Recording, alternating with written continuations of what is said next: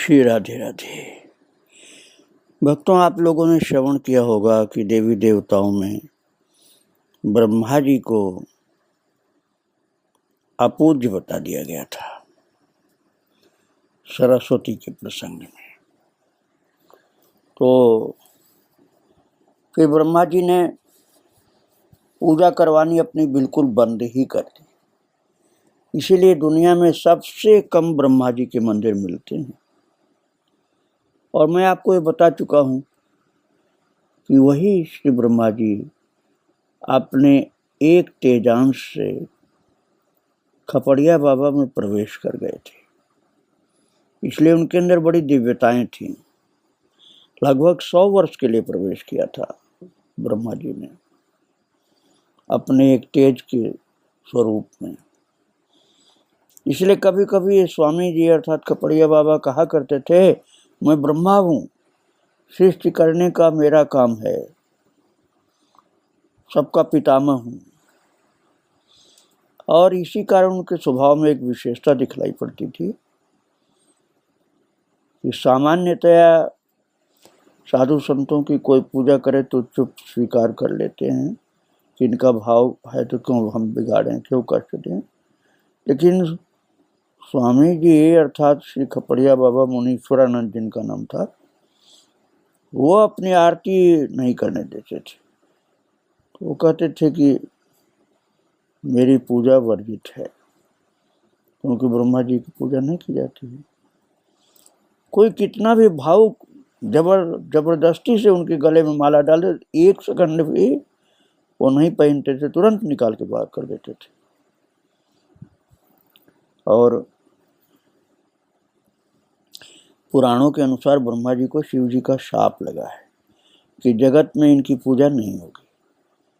इसलिए जितने मंदिर शिव जी के हैं, विष्णु भगवान के हैं, राम के, कृष्ण के हैं, ब्रह्मा जी के उतने क्या नगण्य हैं, बहुत नहीं के बराबर, बहुत कम मंदिर हैं।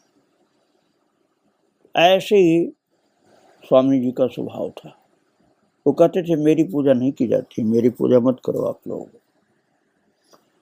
उन्हीं खपड़िया बाबा के एक शिष्य थे श्री हरिहरानंद जी महाराज। वे अपने विषय में बताते हैं कि सन 1960 में उनके जीवन में एक बड़ा भारी परिवर्तन हुआ।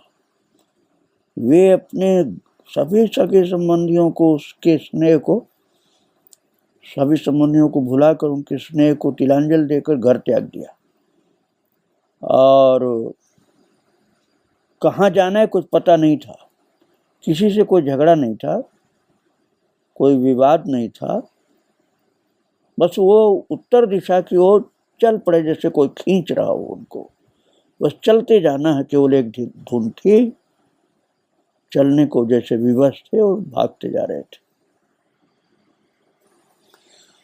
कोई एक सदाचारी साधक मिले, उन्होंने कहा काहे के लिए भाग रहे वैसे? तो उनके मुख से निकला, गुरु के पास जा रहा हूँ। जानते हो कौन गुरु? बोले ये तो नहीं जानता हूँ, लेकिन मुझे शिष्य बनना, गुरु के पास जा रहा हूँ। तो उन्होंने कहा ऐसे जल्दीबाजी में शिष्य नहीं बनना चाहिए, बहुत लोग ठग होते हैं, अपने को गुरु बता करके और ठग लेते हैं। बोले अच्छा सत्संग कहाँ होता है ये बताओ। तो उस व्यक्ति ने बताया कि ऋषिकेश में गर्मी के 4 महीने सत्संग होता है, चलो हम भी चलेंगे। तो इस तरह से ऋषिकेश पहुंच गए और वहाँ सत्संग का लाभ प्राप्त किया। और गणेश अथर्वशीर्ष स्तोत्र में लिखा है भक्तों कि कोई उस स्तोत्र का 1000 बार पाठ करे तो उसकी मनोकामना पूर्ण हो जाती। तो इसलिए हरिहरानंद जी ने बस निश्चय कर लिया कि मुझे 1000 पाठ करना 1 महीना में, और चालू कर दिया पाठ। और महाराज जो उचाट उनके मन में रहती थी कि बस उनको चलते जाना है, वो पाठ ज़्यादा जैसे जैसे होता गया वैसे वैसे उचाट उनका कम होता गया। और वे विसाहड़ा नाम की जगह पर पहुंच गए वहाँ श्री खपड़िया बाबा का 15 मास व्यापी अखंड भगवान नाम संकीर्तन चल रहा था। और जब जो एक हरिहरानंद जी के मन में एक जैसे सनक सी थी ना, चलते चलो कहीं रुकना नहीं, वो उनकी शांति हो गई। जो सनक सी थी ना भागने की, वो शांत हो गई बाबा का दर्शन करके। विसाहड़ा में बाबा का दर्शन करके शांति हो गई। और बस अब वो तो जहाँ आज्ञा मिलती थी वहाँ जाते थे। फिर तो विसाहड़ा में बाबा ने हरिहरानंद जी को एक खप्पर दे दिया भिक्षा के लिए और एक मटका दिया जल पात्र के रूप में, 2 लिंगोटी दिया पहनने की। अब आप समझिए इतना त्याग का जमाना था। और बहुत से ग्रंथ दिए कि इनको पढ़ो, जो नहीं समझ में आए पूछो। और स्वामी जी के विषय में कहते हैं हरिहरानंद जी कि वो मुझसे बहुत प्रेम करते थे, जैसे बच्चे से कोई प्रेम करे। और भिक्षा के लिए भेजते थे, जाओ भिक्षा मांग के लाओ, इससे अहंकार दूर होता है। तो वहाँ से कानपुर चित्रकूट होते हुए स्वामी जी से गाजीपुर में शेरपुर में जाकर के फिर मिले थे। और फिर स्वामी जी ने चद्दर दी अर्थात वेश दिया और सेवा करने का आदेश भी दिया। हरिहरानंद जी बताते हैं अपने विषय में कि यद्यपि तपस्या में कर रहा था, भिक्षा आदि का नियम गुरु के आगे आदेश के अनुसार पालन करता था, मंत्र भी जप करता था जो बताए थे, लेकिन गुरुदेव को जैसे अपने बच्चे की चिंता माँ को हो, ऐसे बार बार मुझसे पूछते थे खाने पीने के बारे में। तो मुझे अच्छा लगता था कि गुरुदेव की कृपा मेरे ऊपर रहती है। और फिर मंत्र जपते जपते जपते घंटा की आवाज़ उनको सुनाई पड़ने लगी, कभी वीणा जैसी आवाज़ सुनाई पड़ने लगी, कभी भौहों के बीच में जोर जोर से फड़फड़ाहट सी होती थी, जैसे लगता था चींटी चल रही। कभी वे चींटियां गर्दन से होकर मस्तक तक जाती मालूम पड़ती थी। तो उन्होंने पूछा खपड़िया बाबा से कि बाबा ये सब क्या हो रहा है? पहले तो बता नहीं रहे थे। बोले अभी जप करता जा, पूछ नहीं कुछ। फिर इसके बाद बताए कि होना है चाहिए, अभी आगे और बढ़ेगा तब समझ में आएगा तुम्हारे। तो नियम के अनुसार उनकी निर्देश में चलते थे और जप भी करते थे। महाराज फिर धीरे धीरे उनको बहुत अच्छे अच्छे अनुभव होने लगे और पूरा अनुभव तो किसी को बता नहीं सकते थे, अपने गुरु को ही बताते थे। स्वप्न में भी बहुत दर्शन होता था, जागृत में भी बहुत अनुभव होते थे और कुछ शक्तियां प्राप्त हो गई। जैसे अतिवृष्टि हो रही हो तो उसको रोक सकते थे, सूखा पड़ा हो तो पानी बरसा सकते थे, सेवा कार्य के लिए ऐसा कर देते थे। और कहीं बदमाश लोग मिल जाए, चोर डाकू, तो उनको डरा सकते थे अपनी शक्ति के द्वारा, तो चोरी डकैती को रोक देते थे। ऐसी सिद्धियां और शक्तियां गुरु कृपा से तपस्या करने से हरिहरानंद जी को प्राप्त हो गई। तो बाबा ने कुछ दिन के बाद कहा कि इसके चक्कर में ज्यादा मत पड़ो तुम, इस सिद्धियों के चक्कर में साधु को नहीं पड़ना चाहिए, भगवान के प्रेम से ही मतलब होता है जीव का। हरिहरानंद जी बताते हैं कि बाबा अर्थात खपड़िया बाबा मुझको अपनी शक्ति से खींच लेते थे। कोई खबर मेरे पास नहीं भेजते थे, बस खींचते थे तो मैं खींचा हुआ चला जाता था।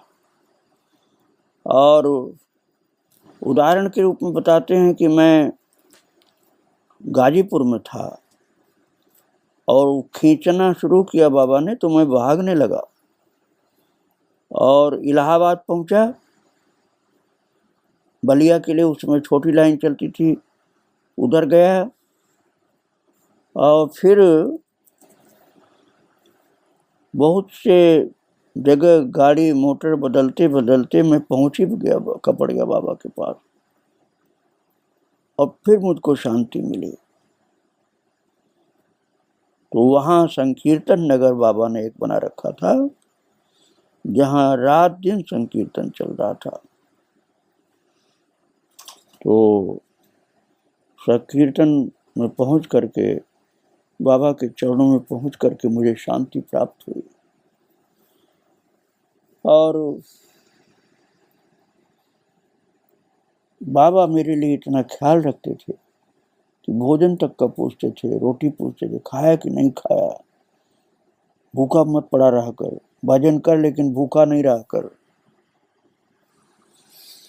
हरिहरानंद जी बताते थे कि मुझे दिव्य ज्ञान प्राप्त होने लगा और खपड़िया बाबा की कृपा से लेखन की शक्ति मेरे अंदर प्रकट हो गई। मैंने संस्कृत ज़्यादा नहीं पढ़ा था, लेकिन संस्कृत का ग्रंथ भी मैंने लिख लिया, हनुमत चरित्र नाम का 3000 श्लोकों का संस्कृत काव्य लिखा। और स्वामी जी ने मेरे जीवन पर एक अमिट छाप छोड़ी। उसी के सहारे मैं आगे बढ़ता गया और कहीं रुकने का नाम नहीं लेता था।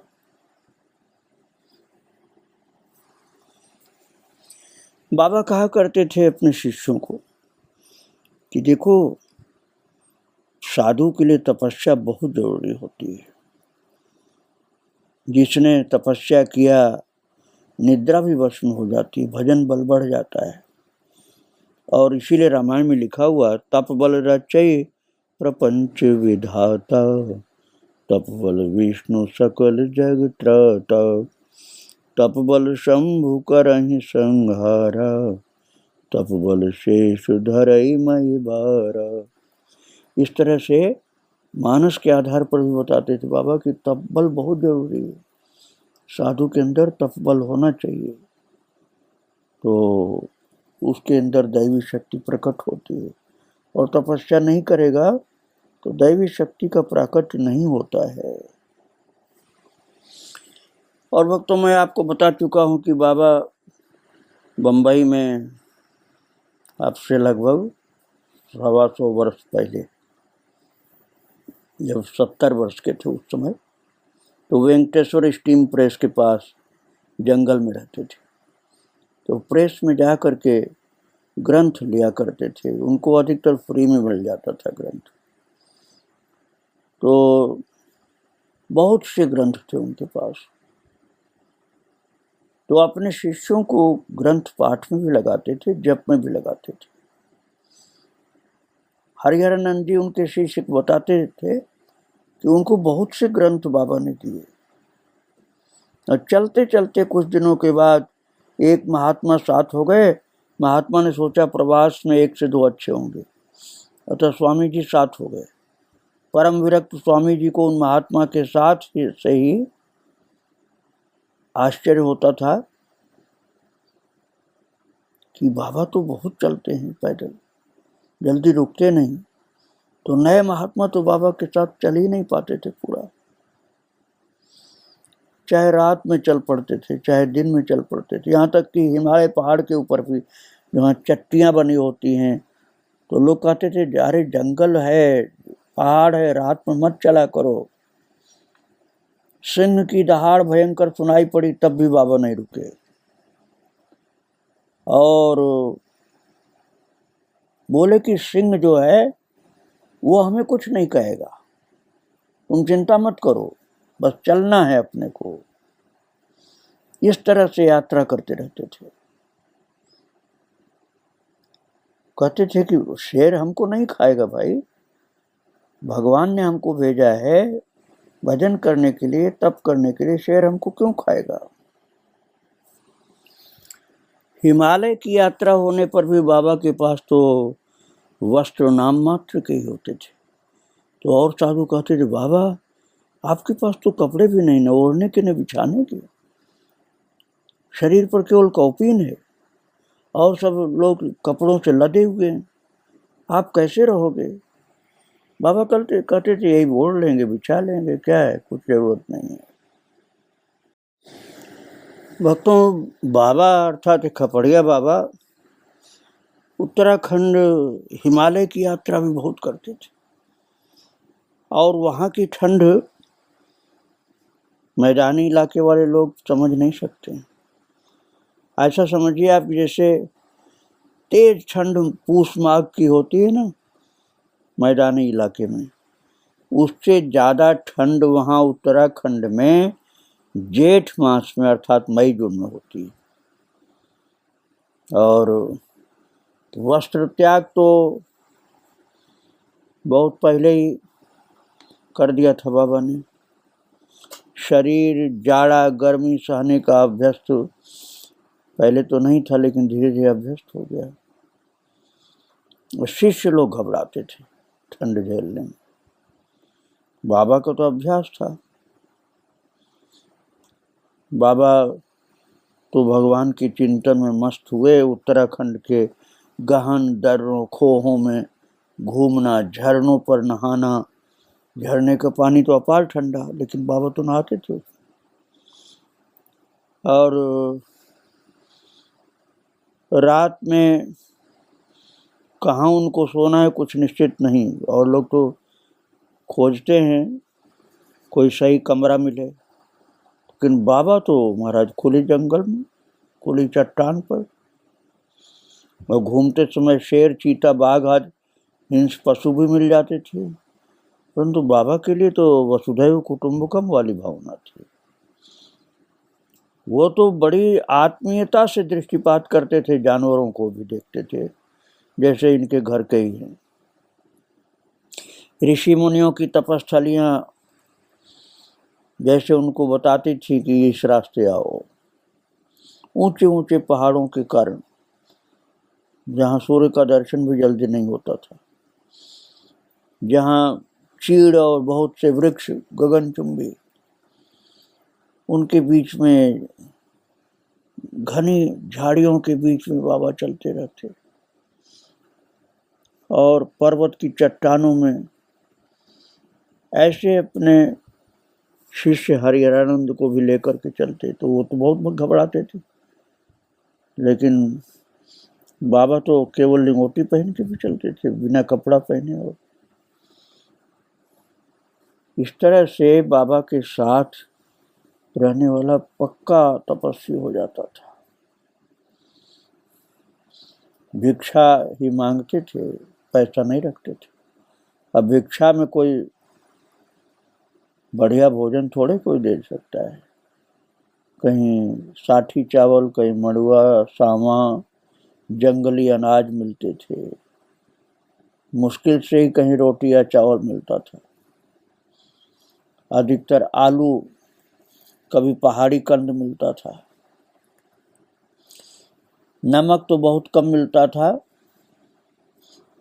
और दूध कहीं कहीं छोटी छोटी गाय होती है उसको मिलता था। वैसे भक्तों, उत्तराखंड के आदमी बड़े भोले भाले होते हैं। स्वामी जी बताते थे कि किसी के द्वार से भिक्षुक खाली चला जाए तो अधिकतर ऐसे लोग मिलते हैं जो अपने घर पे भोजन नहीं बनाते हैं। दुखी हो जाते हैं कि हमारे यहाँ से भिक्षुक अर्थात साधु खाली चला गया। तो कार्तिक की एकादशी के बाद यात्रियों का आना जाना भी बंद हो जाता है। हिमालय पर कौन जाए उस समय, जब बर्फ पड़ने लग जाती फिर तो कोई जाता नहीं। तो महान तितिक्षु महात्मा श्री स्वामी कृष्णाश्रम नाम के बहुत तितिक्षु संत थे। दिगंबर अवस्था में गंगोत्री में रहते थे। वैसे महान पुरुष थे कि महामना पंडित मदन मोहन मालवीय जी जो विश्वनाथ मंदिर बनाए हैं ना काशी हिंदू विश्वविद्यालय के बीच में, विश्वनाथ मंदिर, उस मंदिर का शिलान्यास करने के लिए स्वामी कृष्णाश्रम जी महाराज को गंगोत्री से बुलाए थे, तो उन्हीं के हाथ से शिलान्यास कराया था।